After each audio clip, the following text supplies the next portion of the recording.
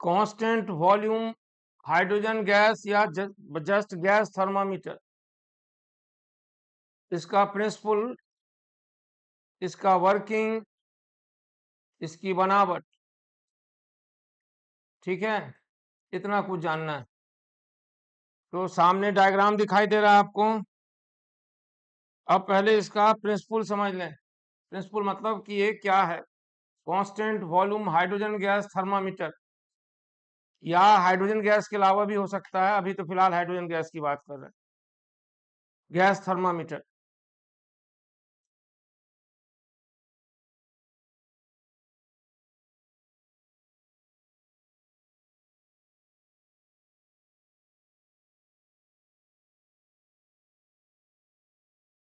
तो इसका काम है टेम्परेचर मेजरमेंट करना। और टेम्परेचर हम कैसे मेजरमेंट करें, तो टेम्परेचर इज मैथमेटिकल प्रॉपर्टी, इसलिए उसे हम मेजर नहीं कर सकते। हम मेजर कर सकते हैं फिजिकल प्रॉपर्टीज को, केवल उस प्रॉपर्टी को मेजर कर सकते हैं जो मेजरेबल हो। और हम लोग पढ़े थे कि फिजिकल क्वांटिटी मेजरेबल है। तो temperature is mathematical function of state, temperature is function of state, like pressure volume हुए थर्मल स्टेट वेरिएबल्स। इसलिए जब हमें टेम्परेचर मेजर करना होता है तो हम उन प्रॉपर्टीज को मेजर करते हैं जिस पर टेम्परेचर डिपेंड करता है। तो अभी जो थर्मामीटर देख रहे हैं वो, उसमें temperature is measured in terms of variation of pressure of a gas keeping the temperature volume constant. तो टेम्परेचर और प्रेशर के बीच रिलेशन, तो T is proportional to P। Condition है वेयर N यानी नंबर ऑफ मोल्स कांस्टेंट हो और उस गैस का वॉल्यूम कांस्टेंट हो, तब temperature is proportional to pressure. और प्रेशर हम मैनोमीटर से नाप सकते हैं गैस का, तो फिर हम टेम्परेचर भी नाप सकते हैं। तो इसका वर्किंग फार्मूला जो हम लोग इस्तेमाल करने वाले हैं उसके लिए पहले डिफाइन करते हैं the fractional change in pressure due to temperature change. Fractional change in pressure due to temperature change, due to temperature change, temperature change of delta T is equal to delta P by P. delta P is pressure change per unit change in pressure, तो इसी को बोलते हैं fractional change in pressure. तो fractional change in pressure of the gas is proportional to change of temperature। और यहां एक आएगा प्रोपोर्शनलिटी कांस्टेंट, और delta P divided by P equal to alpha delta T. Alpha constant है और इसे हम लिख सकते हैं delta P change in pressure per unit pressure change in temperature. This alpha is called temperature coefficient, coefficient of pressure variation. एक बार फिर से याद दिला दें हम लोग क्या पढ़ रहे हैं। हम लोग कांस्टेंट वॉल्यूम गैस थर्मोमीटर पढ़ रहे हैं।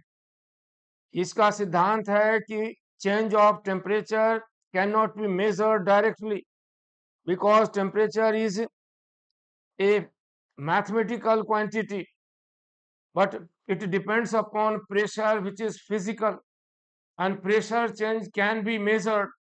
So temperature is measured in terms of variation of pressure keeping the volume constant, यानी वॉल्यूम को कांस्टेंट बनाए रखते हुए तापमान परिवर्तन को प्रेशर के परिवर्तन के टर्म्स में नापते हैं।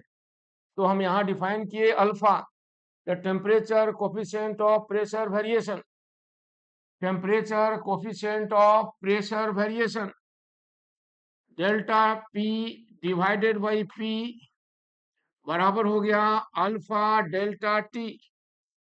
यहाँ delta T is temperature change and delta P is corresponding change of pressure due to temperature change।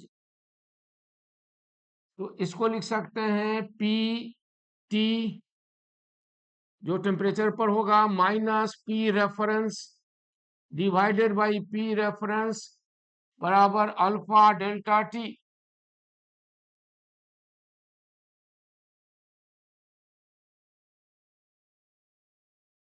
हम लोग इसी रिलेशन का इस डिवाइस में यूज करेंगे for relating pressure and temperature change. P not is reference temperature पर pressure, 0 degree भी हो सकता है, कुछ और भी ले सकते हैं। And PT is T is not for time, rather T is for unknown temperature T।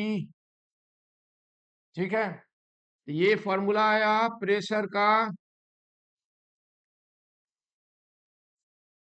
1 plus alpha T minus 0। इसी रिलेशन को यूज करते हुए ये थर्मामीटर बनाना है। Thermometer constant volume gas thermometer, constant volume gas thermometer where volume is kept constant and variation of temperature is measured in terms of pressure। अब thermometer का structure देखिए, यानी बनावट, ये हुआ थर्मामीटर। उम्मीद है दिखाई दे रहा होगा।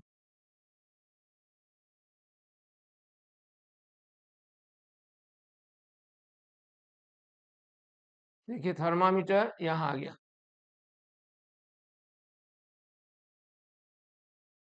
ठीक है, तो थर्मामीटर ये है कांस्टेंट वॉल्यूम गैस थर्मामीटर। अब इसी बनावट से देखते हैं यहाँ क्या क्या पार्ट है, इसमें क्या क्या होता है। एक होता है थर्मोमेट्रिक बल्ब, थर्मोमेट्रिक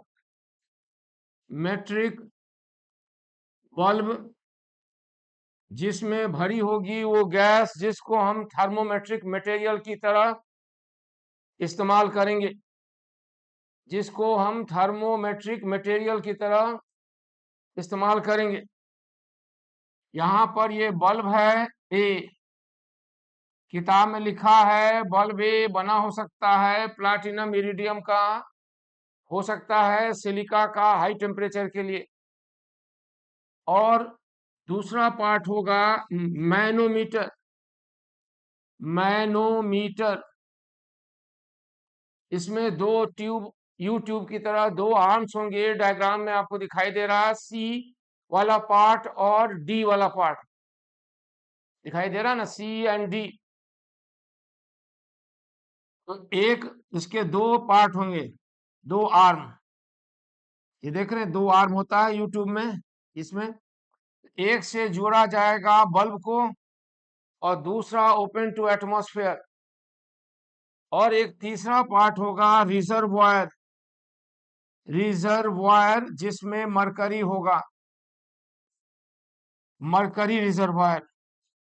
इसकी हाइट को हम एडजस्टेबल रखेंगे, घटा सकते हैं बढ़ा सकते हैं। ठीक है, तो सबसे पहला काम क्या करेंगे, तो सबसे पहला काम करें डायग्राम देखें और पहले जवानी समझें। हम डायग्राम बड़ा करके दिखा रहे हैं आपको। देखिए डायग्राम को बड़ा कर रहे हैं, बड़ा मतलब देखिए बड़ा कैसे होगा।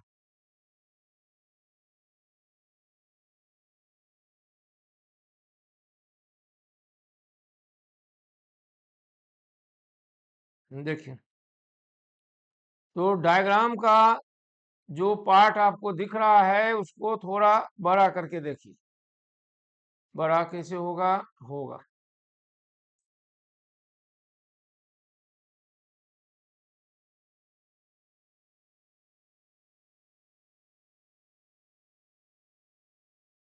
दिखाई दिया आप थोड़ा बड़ा।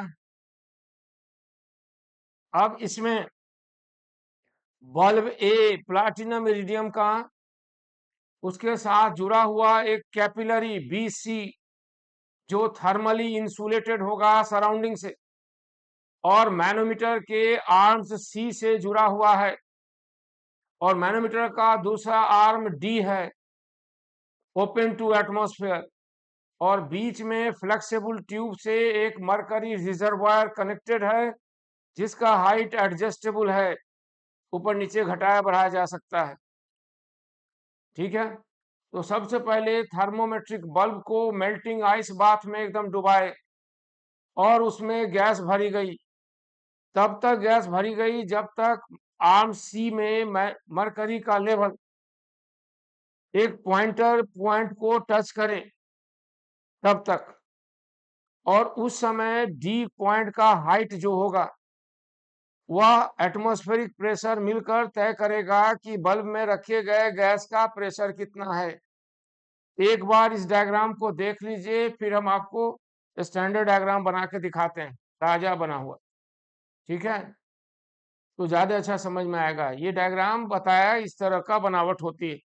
3 पार्ट हो गया। एक हो गया A bulb thermometric, B C connecting capillary conducting tube, और C D is manometer with 2 arms, and R is reservoir. ठीक है, अब इस तस्वीर को यहाँ से हटाते हैं और तब आपको बताते हैं कि डायग्राम कैसे बनाते हैं, क्योंकि बनते हुए डायग्राम को देखना और बने हुए डायग्राम को देखने में अंतर होता है। देखिए, सबसे पहले ये थर्मोमेट्रिक बल्ब बना रहे हैं। वर्टिकल ना दिखे तो कोई बात नहीं, ये बल्ब हो गया प्लाटिनम इरिडियम का, और इससे कनेक्ट किए एक कैपिलरी ट्यूब कनेक्ट हो गया। कैपिलरी ट्यूब की बाहरी सतह थर्मली इंसुलेटेड रखी जाएगी, और इस ट्यूब को कैपिलरी ट्यूब को इमर्स करेंगे। कहाँ? तो मैनोमीटर ट्यूब में। ये हो गया मैनोमीटर ट्यूब, और इधर से बंद कर दिए सील।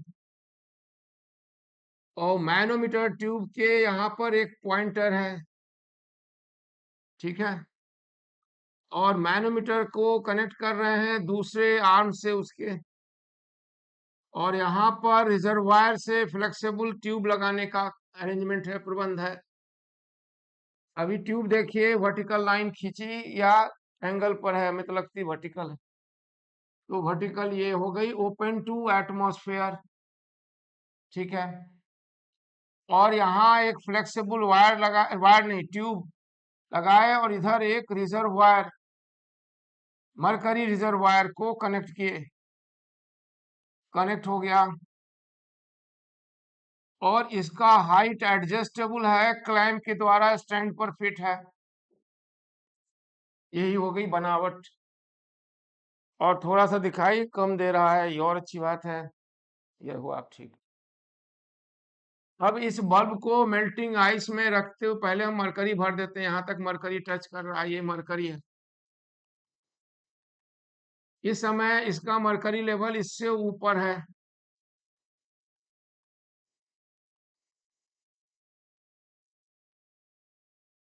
ठीक है, इसको मेल्टिंग आइस में डाले, इसमें गैस भरे। गैस यहां तक है। पॉइंटर पी पर मरकरी का मेनिस्कस टच करता है। इस समय अगर पॉइंट सी देखा जाए और यहाँ पर पॉइंट डी सोचा जाए, देखा भी जा सकता है, तो सी का प्रेशर किसके प्रेशर के बराबर होगा? कि सी के ऊपर H1 हाइट का मरकरी कॉलम है, शायद दिख रहा हो आपको। सी के ऊपर H1 हाइट का, क्योंकि H1 नहीं दिख रहा, दिखेगा, ये है H1 मरकरी कॉलम। इसका वेट यानी इसका प्रेशर, प्लस गैस जो बल्ब के अंदर है 0 डिग्री सेल्सियस पर मेल्टिंग आइस पर उसका प्रेशर। तो प्रेशर एट सी बराबर होगा गैस का प्रेशर एट रेफरेंस टेम्परेचर, मतलब मेल्टिंग आइस 0 डिग्री सेल्सियस जिसमें, प्लस रो एच जी मरकरी कॉलम का प्रेशर GH1, इतना हो गया PC। डी पर, पॉइंट डी पर सोचना है, तो पॉइंट डी पर बराबर होगा PD। एटमॉस्फेरिक प्रेशर ये ऊपर ओपन टू एटमॉस्फेयर है, ये P0A प्लस H2 हाइट, ये जो H2 हाइट है इसका मरकरी कॉलम का वेट, प्लस रो Hg गुना G गुना H2। अब इस मैनोमीटर के अंदर जो लिक्विड है, फ्लूइड है, मैनोमेट्रिक लिक्विड मरकरी, वह इक्विलिब्रियम में है, रेस्ट में है, सहमत होंगे आप। और अगर वो रेस्ट में है तो पॉइंट सी और पॉइंट डी का प्रेशर हमेशा इक्वल होना चाहिए।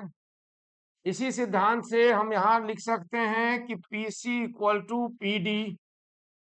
अब जब हो गया PC इक्वल टू P, एक गलती हो गई है, कहाँ गलती हो गई, ये जो हम PC ले रहे हैं ना, ये P0 जो है एटमॉस्फेरिक प्रेशर नहीं है, ये आइस वाला प्रेशर है। आप आइस लिख देते हैं तो कंफ्यूजन हो जाएगा कि ये P0 एटमॉस्फेरिक प्रेशर है, समझें, ठीक है। ये आइस वाला है, मेल्टिंग आइस में जब डाले हैं तब का प्रेशर। तो चूंकि मैनोमेट्रिक लिक्विड रेस्ट में है, इक्विलिब्रियम में है, इसलिए PC बराबर PD होगा, सहमत है, बराबर कर देते हैं। दोनों को बराबर करके हम P आइस निकाल लिए, मतलब आइस के कांटेक्ट में जब है, तो ये बराबर हो गया रो Hg, नहीं, ये बराबर हो गया P0 प्लस रो Hg mercury column GH2 minus H1, इसे बोला जाएगा P0 प्लस रो Hg H आइस, जब आइस में डूबा है तब। तो pressure is measured in terms of height of mercury column, जो कि स्केल से नाप सकते हैं, और temperature is measured in terms of pressure. Temperature is mathematical quantity, उसको नापते हैं प्रेशर से, और प्रेशर को नापते हैं हाइट से या लेंथ से, और लेंथ मेजरेबल है। ये ऐसा कब हुआ, जब ये बल्ब डुबाया गया किसमें, मेल्टिंग आइस में। अब इसी बल्ब को स्टीम बाथ देते हैं, मतलब कि बॉइलिंग वाटर में डालते हैं, और तब उस समय फिर इस तरह आ जाएगा P स्टीम बराबर P0 plus row Hg H at the time of steam में जब मर्ज करते हैं, तो ये आइस में हुआ, ये स्टीम में हुआ। अब क्या करें, उस बॉडी के कांटेक्ट में लाएं जिस बॉडी का हमें टेम्परेचर नोट करना है, ठीक है। तो उस बॉडी के कांटेक्ट में जब आएगा, एक इक्वेशन यहां आ रहा है, एक इक्वेशन यहां आया, और एक इक्वेशन आया PT unknown temperature, P0 plus रो Hg गुना G गुना HT, ये हुआ इक्वेशन 3। आप समझें, टेम्परेचर को हम नापेंगे किससे, प्रेशर से, और प्रेशर को नाप रहे हैं मरकरी कॉलम की हाइट से, और मरकरी कॉलम का हाइट मेजरेबल है। इस तरह 3 इक्वेशन आपके सामने है, और ये इक्वेशन सबसे पहला हमेशा है। तो इस इक्वेशन से हम तैयार करते हैं P100, मतलब कि P स्टीम बराबर P ice plus P ice alpha temperature of ice. बाद में हम इसे 0 डिग्री मान सकते हैं, और यहां पर P स्टीम, नहीं नहीं, P अननोन बराबर P ice reference temperature, P ice alpha T unknown. अब इन दोनों इक्वेशन की मदद से तैयार होगा T unknown divided by T ice बराबर, सब गड़बड़, नहीं ये बड़ा नहीं होगा। इससे तैयार हुआ P आइस अल्फा T बराबर PT माइनस P आइस, और आइस में टेम्परेचर ये यहाँ हुआ टी आइस, और ये बराबर हो गया कितना, P steam minus P ice. अब इन दोनों का रेशियो लीजिए, तो रेशियो लेंगे तो क्या आएगा, सोचिए सोचिए। रेशियो लेंगे तो temperature unknown divided by T ice बराबर होगा pressure unknown minus pressure of ice, pressure of steam minus pressure of ice. सही है। अब इस फॉर्मूला से तैयार हो गया ये अननोन टेम्परेचर, समझ है, और वो हो गया,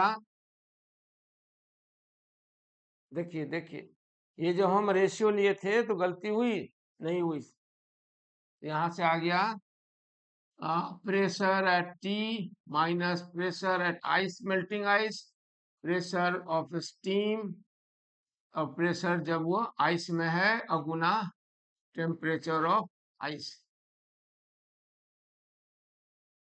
इस तरह अननोन टेम्परेचर बराबर हो गया T not reference temperature, H unknown minus H not, H 100 minus H not, या एच स्टीम मतलब एच नॉट। यही फॉर्मूला हुआ, पता नहीं आप समझे कि नहीं।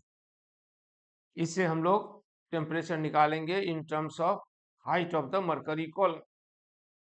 यही है कांस्टेंट वॉल्यूम थर्मामीटर।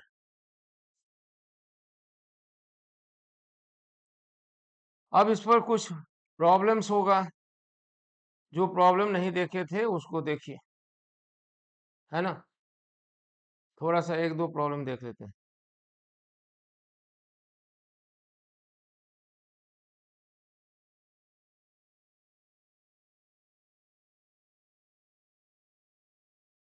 देखिए कैसे बनेगा प्रॉब्लम।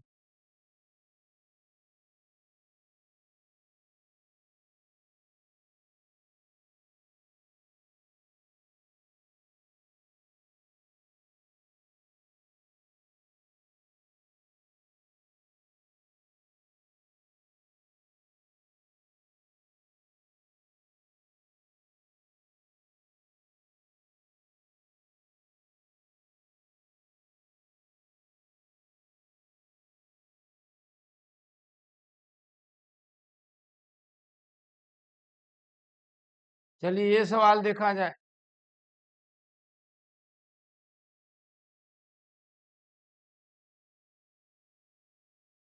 सवाल दिखाई नहीं दे रहा है, अच्छा देगा देगा। देखिए ये सवाल,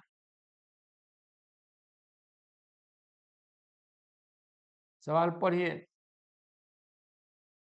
कैसे पढ़ें। लिखा है the pressure of the gas in constant volume gas thermometer is 80 centimetre, 90 centimetre and 100 centimetre of mercury at the ice point, steam point and heated wax. यानी जब आइस बॉक्स में डालते हैं, यानी आइस के कांटेक्ट में डालते हैं, तो मरकरी कॉलम का हाइट है 80 सेंटीमीटर। जब बॉइलिंग स्टीम बॉइलिंग वाटर में डालते हैं तो हाइट है 90 सेंटीमीटर, और जब पिघलते वैक्स में डालते हैं तो हाइट है 100 सेंटीमीटर। तो वैक्स का टेम्परेचर जाने बताएं तो जाने, बोलिए कैसे बताएं और कैसे जाने, समझें।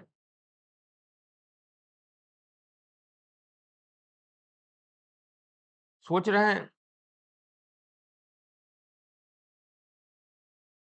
देखिए इस फॉर्मूला को एक बार फिर से आपको याद दिला दें, हम लोग कैसे चले थे।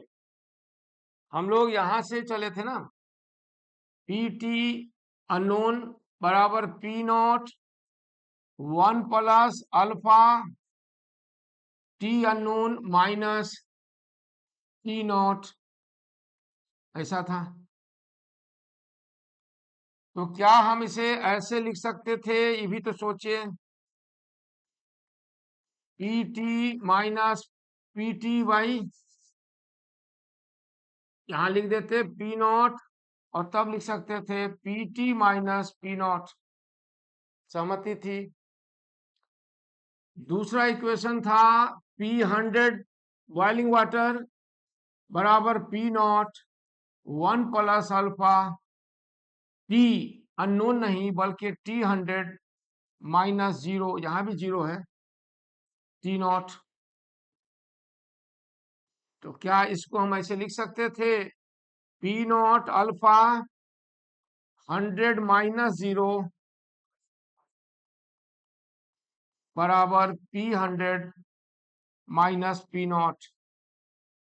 अब इस इक्वेशन 1 और 2 का अगर हम रेशियो लेते तो क्या आता, बोलिए सही है ना। तो इस दोनों का अगर रेशियो लेते तो आ जाता T minus T naught 100 minus T naught बराबर P T minus P naught P 100 minus P naught. या इसको अगर प्रेशर निकालते तो ये होता H T minus H naught H100 minus H naught, और तब फॉर्मूला आता अननोन टेम्परेचर बराबर H T minus H naught H100 minus H naught multiplied by 100 degree Celsius scale पर। अब आप इस सवाल को ध्यान से सोचिए कि सवाल में प्रेशर सेंटीमीटर में मरकरी कॉलम के हाइट में दिया H T, H not ice में है तो है 80 सेंटीमीटर, उबलते पानी में है तो 90 सेंटीमीटर, यानी हमारा वैल्यू एच नॉट है 80 सेंटीमीटर, H100 है 90 सेंटीमीटर और एच टी है 100 सेंटीमीटर। तो चलिए पता लगाइए कि टेम्परेचर अननोन क्या होगा वैक्स का। आपका आंसर आ गया होगा, नहीं आया? यहाँ आंसर दिया हुआ है 200 डिग्री, क्या आपको आया? बताएं, शायद आ गया, नहीं आया। 80 100 में से 80 20/10 और गुना 200, तो आंसर आ गया। तो इस तरह के सवाल होते हैं, और भी सवाल हो सकते हैं। कांस्टेंट वॉल्यूम हाइड्रोजन गैस या एनी गैस, कोई और भी केस होता है अलग अलग, गैस थर्मोमीटर, ठीक है। तो उम्मीद है आप समझे होंगे।